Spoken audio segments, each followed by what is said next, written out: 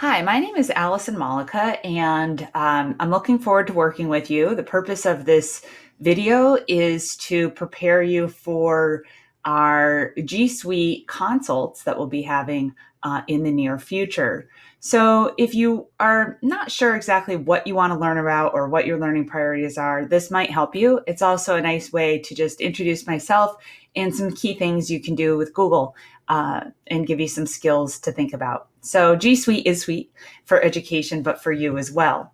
Little housekeeping is that if you go to AllisonMalika.com, that's ALLISON, Malika, MOLLICA.com.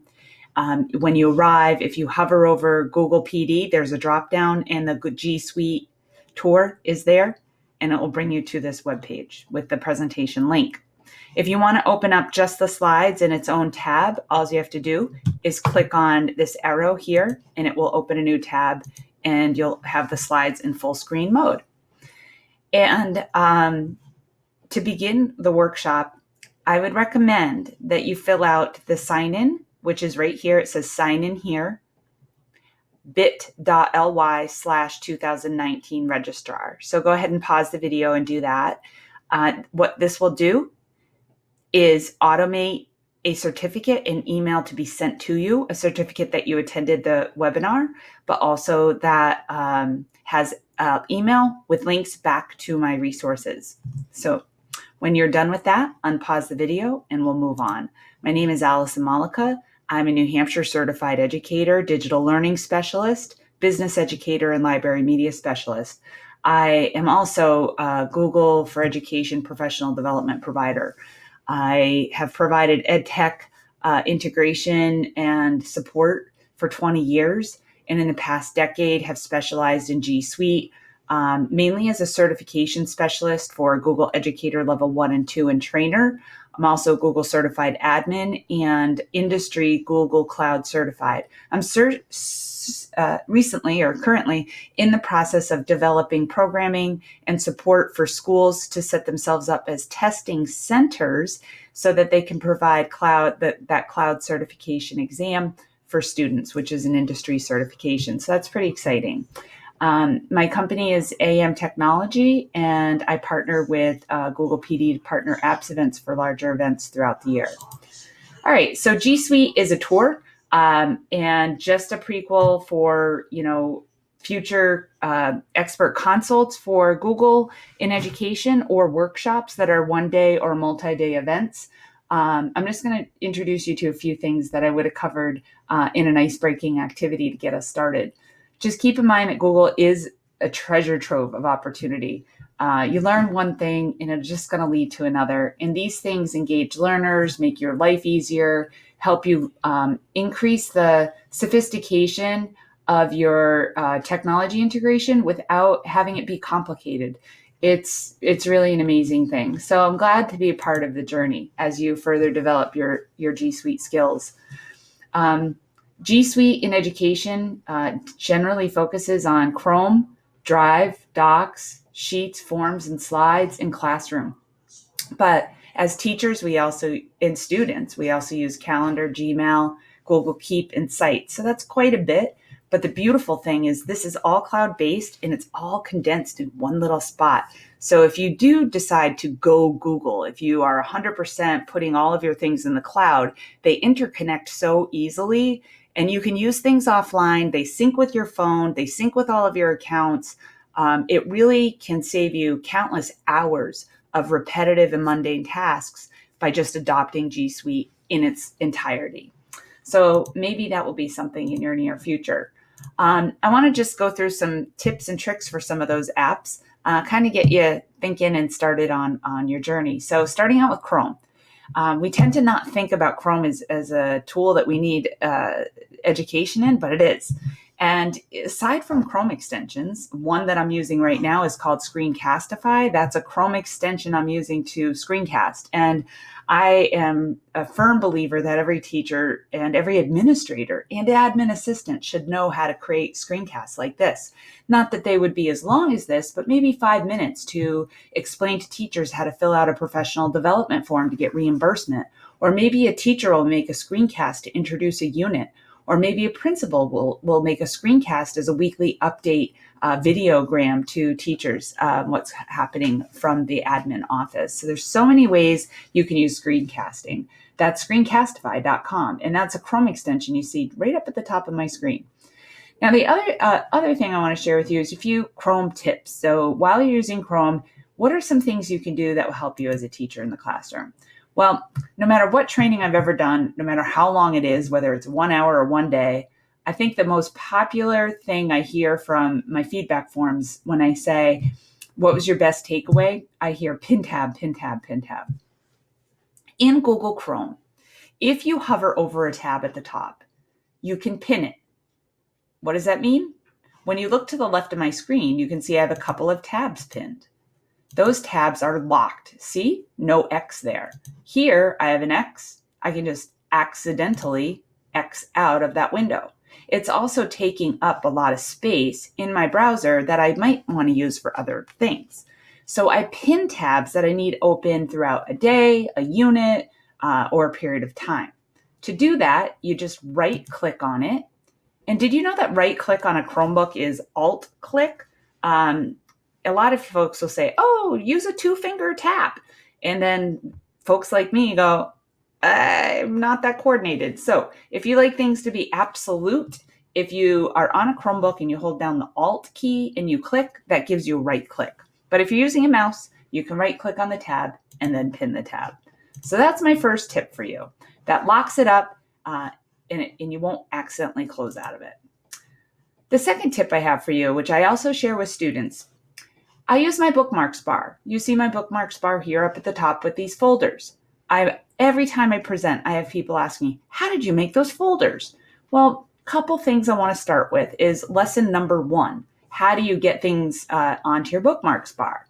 You need to be able to view it first. So if you don't see your Bookmarks Bar, in the top right-hand corner of your Chrome browser, you have this drop down. So you click on the settings, hover over more tools, hover over bookmarks and choose show bookmarks bar. And then you have the ability to click and drag and drop things onto your bookmarks bar, which I do. I also have the ability to rename them. So if I didn't want G Suite Quick Tour here, I could right click on this and edit it and rename it Tour Prezo. Not that I would, but let's say I wanted to, I could. But I can also click and drag and drop these into folders that I've created. I'm going to delete that. To create a folder, you just right click on your bookmarks bar and you choose add folder, name it, and then you have the ability to drag things into it. Now, why would you do this? Well, if you're doing a unit of instruction, you might have a Google Drive folder. You might have a YouTube video. You might have a presentation, just like you see here in my G Tour folder. I have all of these things. So I can quickly get to the things I need when I'm planning, but also when I'm presenting. This is a great technique for students to keep track of important links and current things they're working on so that they don't always have to go dig deep into Drive or remember where things are saved on the web.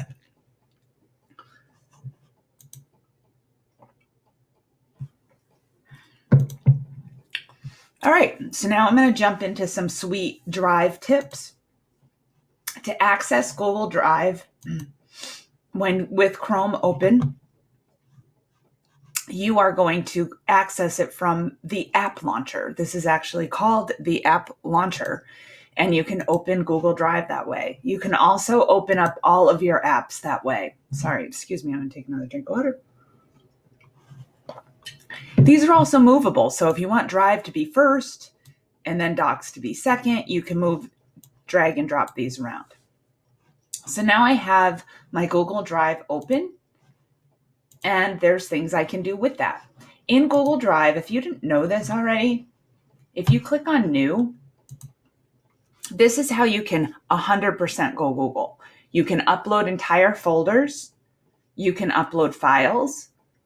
You can create documents, which are equivalent to what you would normally create Microsoft Word. Google Sheets is your equivalent to Excel. Google Slides is your alternate to PowerPoint. And if you hover over more, you have the ability to make forms. I make forms every day. I don't know what I could do without forms. And that's an essential skill that you probably want to learn about at some point if you don't use forms. But you also have drawings and maps and sites and Jamboard. There are so many more tools beyond those basic 3 things that we were traditionally used to as being our only option. All right, so it's powerful, sweet. And all of the things that you create in Google Drive are shareable, and you can collaborate on them in Drive. So if you make a doc and you share it with 5 people, there's one version of that doc all the time. You're never going to have to email an attachment and wonder which one's the most current version. That in itself changed everything, and that's why Google became so popular, because of that one-stop shopping. A doc can be shared and the revisions are gone. You don't save them to a hard drive. You save them to your drive and you share. And if I save it with 5 people, no matter where they are in the world, they can access that document. When I go home, all of my stuff is here in my Google Drive. My first year with Google, I took my, I'll show you, and this was 10 years ago. I took my school drive folder and I put it on here. This is the external hard drive I had 10 years ago-ish. And then I went back to my C drive or H drive at school, and I did a click, drag, and I uploaded it. You can literally click and drag and drop things into Drive, or you can click on New, Folder, Upload. I uploaded the entire contents of my school drive, and then I deleted it from, I had it backed up, but then I deleted it from the server so that I wouldn't ever open it by accident out of habit and then have conflicting updated docs. So that was the way that I trained myself to go Google, because there was no risk. Everything was in Google Drive then. I had it backed up should I ever need to go back because I didn't like the way something converted or it changed my mind. A, I never went back.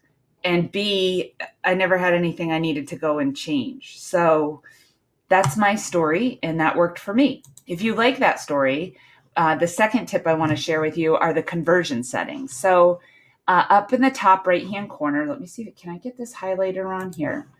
Up here, come on, highlighter, maybe this one? It doesn't like me right now.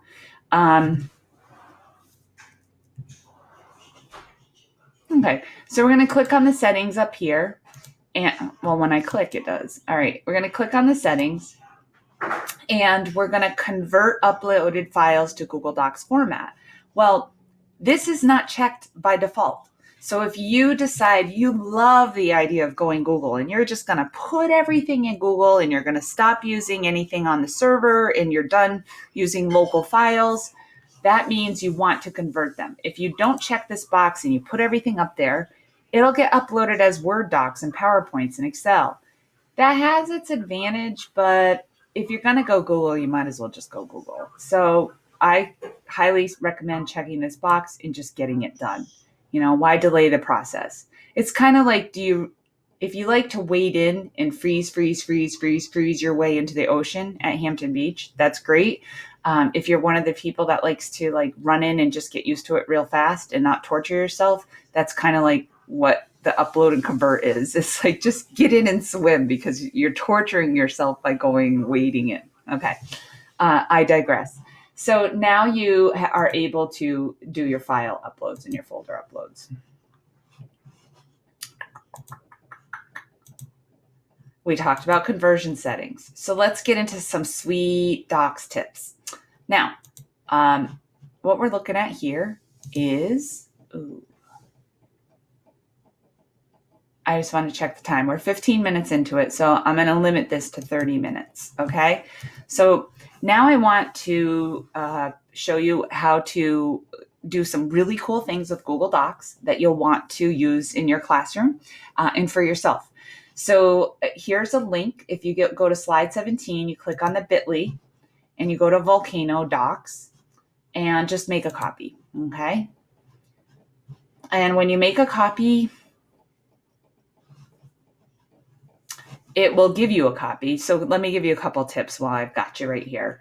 Whenever you make a copy of something, if you ever make a copy, take the copy out. You don't need that anymore. It's your doc. By default, it's your doc. You can see the little lock here. That means that it's private just to you. So you have your own copy, and if you need to share it, you can click on share, and you can share it with anyone you want. I'll share mine, and that's sharing it with one person, and I can send them an email indicating that I've shared with them. Hi, Cam. We are supposed to collaborate on this. Now, by me doing this, Cameron's going to get an email in his email box with a link back to this doc. That's what's so amazing. So not only can I share it and give Cameron edit access, I can send Cameron an email while I'm sharing it. So when I talk about saving countless hours with redundant tasks, there you go, right there. So I'm going to click on send, and I'll show you. I'll go to Cameron. Cameron. I have Cameron's account on my computer to show you. So if I go to Cameron now, his mail will open. The message might be delayed because of undo send, but let's see. So click on his inbox.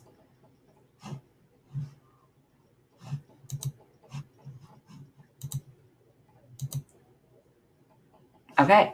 And then here a message came in. Allison Malika shared with him an email message says, Cam, we are supposed to collaborate on this. And now he can open it in Docs. So you make a doc, you click share, and you email someone. It's shared and emailed from the doc. Okay. I just can't emphasize how powerful that is. Now Cameron's in the doc. He's going to see my icon up here. And he knows I'm in the doc, and we can collaborate together. So Cameron gets started. Highlight this word, volcano. Now we'll get into some of the cool tips and tricks for Google. Highlight this word, volcano. Okay. Right click. All right. Choose define. Oh, that's pretty cool. There's the definition. So Cameron now can take this definition, highlight it, and click and drag it over here. Let me move my little picture here. Click, drag, drop. Cool, right? Very cool. And yep. And then it says highlight the definition and drag it there. So I did. Now it says highlight this phrase. So let's let Allison do it. So now I'm back in the doc. I can see that Cameron's in my doc, and I'm going to do the facts. So I'm going to highlight facts about volcanoes. And instead of define, I'm going to right click and choose explore.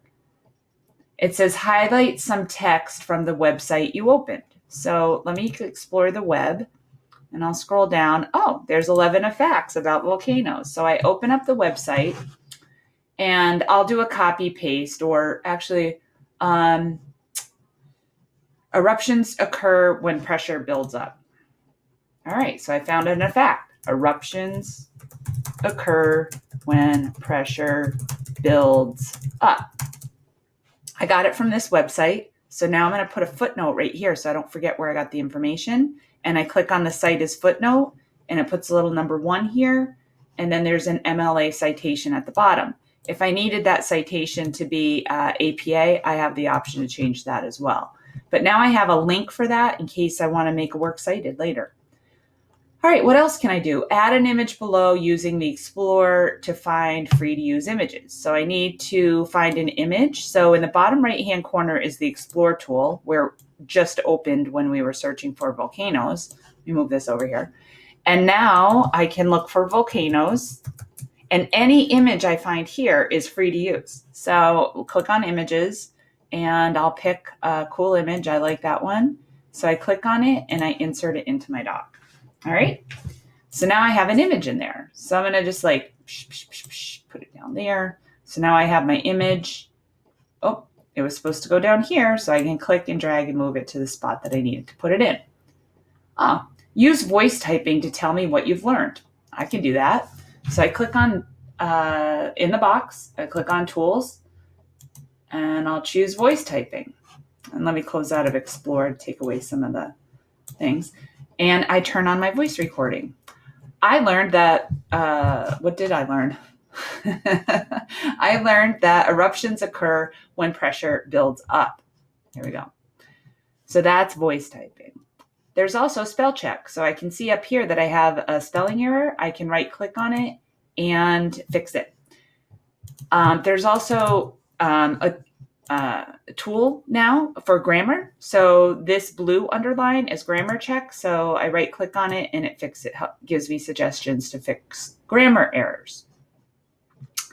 And then I'm going to go further down and it asks me to go to canvas.apps.chrome. Copy that and draw and label 4 parts of a volcano and put that in there. So let's see what that looks like. Started. New drawing. I already drew this, but you would click on new drawing and you could create the drawing. I have the drawing prepared for this demo. So now I can click on File, Export Drawing. You're just looking for students to be thinking and putting the pieces together for what they learned. And then you want to quickly get it in the doc. So this took like 5 minutes to do. And now I can click and drag and drop that into my document as well. So you can drag images into a doc and resize it. So we've got our canvas. And last but not least, you can use the Easybib Add-On to make a works cited. So if you can add the add-on and use the Easybib Add-On, you can add it by following these directions. So you can follow those directions on your own. I don't want to take your time up. I want to check my time, be cognizant of yours as well. So we're in the 21 minutes. And so that's my Google Docs tips. Feel free to make a copy of this doc and modify the topic for your own curriculum and share it with your students through Google Classroom. All right, so some Sweet Docs. I gave you a little bit of the sharing tips, but let's see what we have in store for Sweet Docs sharing. Saving and organizing from the document. So I kind of drove home that point with sharing that. With files open, you can file them. You can refile them directly from the doc into Drive. And you can also add a star so that they'll appear in starred documents. So using the volcano research document I was just working on, we will file it away in a new folder called Google Training. So you would click on the folder up at the top. And if you needed to now, you could add it to a folder. Now I'm going to add it. You should, if you're following along in this workshop. We're going to make more stuff later possibly, or you may do more training with Google. So it's not a bad idea to have a Google Training folder. So if you click on a new folder icon there, we'll call this Google Training. Click on the checkbox to build your folder and then move it there. All right. If you go to Drive, you're going to find a folder now called Google Training. I have many, but here's one from 1141. And we'll open it up and you'll see that it has the volcano document in it that I just put there. So you can file from Drive. I have a lot of starred items here on the left. And the way that starred items end up in starred is because there's the option to add the star here. Okay. So those are a couple of tips for organizing from Google Drive. Okay. You can also share with another person and email them, which I shared with you. And you can also share it with a wide audience. So let's say you were going to embed this on your website or students you're going to link these as examples on a website or something. Whenever you want to make a doc public on the web or shareable within your domain, you click on Advanced.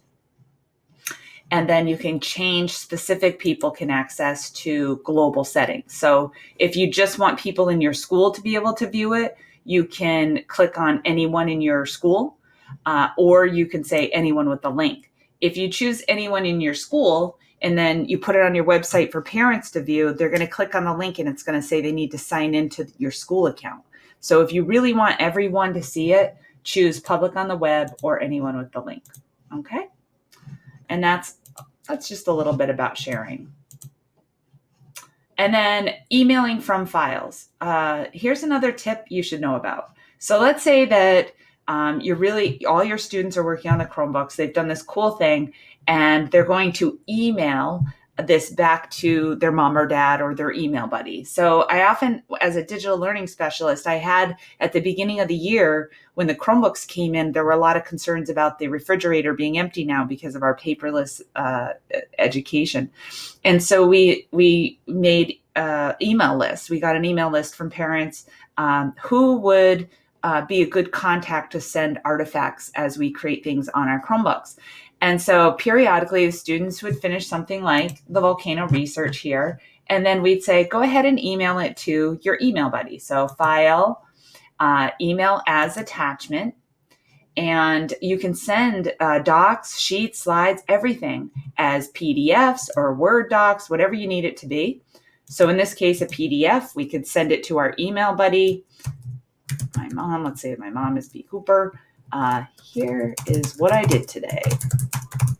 And this will get emailed with a PDF attachment. So I can email it to people I'm not sharing with too, directly from Drive.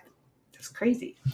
Always send a copy to yourself so you have a record of it, and then you can view how it looked anyway. You can always archive it. And then you click send, and you've just emailed that as a PDF attachment. 10 years ago, trying to do that would have taken you 30 or 40 minutes. First of all, you would have had to convert it. Then you would have had to go into your email. Then you would have had to make an email. Then you would have to find it and attach it. I could go on forever. All right.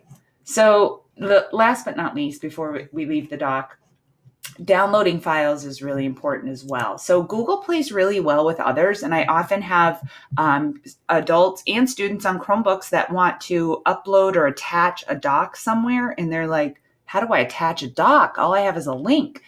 All you need to do is click on File, Download As, and you can download things as docs or PowerPoints or even PDFs if you needed to upload that later, let's say to a Blackboard course you were taking online. I have students and teachers that take online courses that ask for links, but they do everything in Google Drive. Well, keep doing everything in Google Drive, and then if you ever need a file, you can just download it as a file and share it wherever you need it to be. All right. Well, I wish that I could spend more time with you today. And I can. You don't have to keep watching, but you really should continue on for some sweet slides tips. And it would be interesting to see if anyone actually stayed with me this long, because I'm going to show you how you can quickly jigsaw with Google Slides. So we've done a lot in this 30 minutes. Maybe it's longer for you because you've paused the video. I don't know. So I'm asking you to make a copy of this slide. Add your name, a few favorite activities, and an image. Reformat using the Explore tool, then import into this slide. Super easy. So you click on the link to make a copy.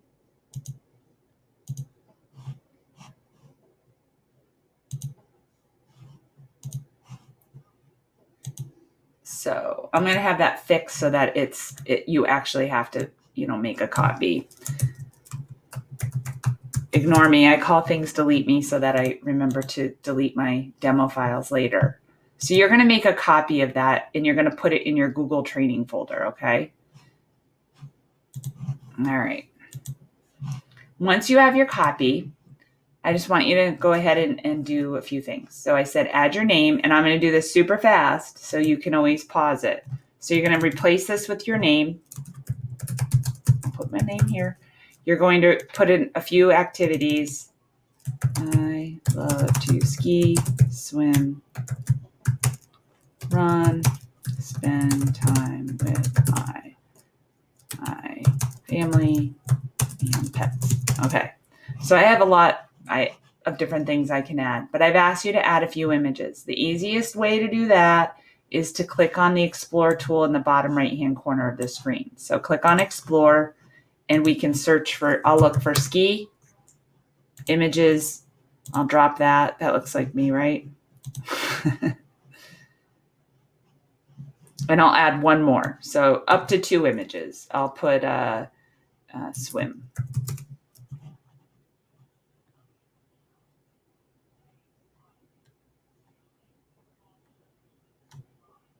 There's me swimming. Okay, these are all free to use images.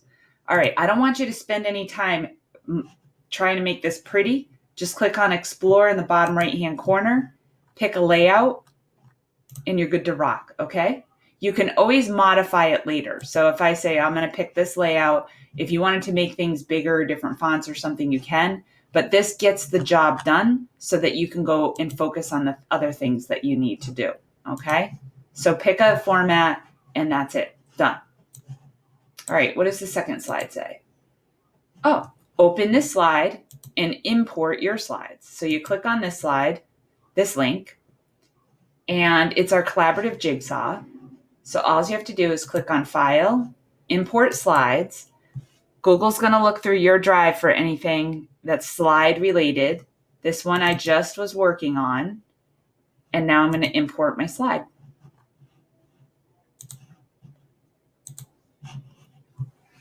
And that's what you should do too. So practice making a Google slide and then import it into the About Us slide. Everything you need to do it starts here, okay? What else? Oh, I just want to mention on the slides themselves, they make great activities for students. So let's say you want to jigsaw with little kids. This is a Google slide. You could give every student a copy of something like this and say, okay, make a pattern. So then they go through the process of making a pattern.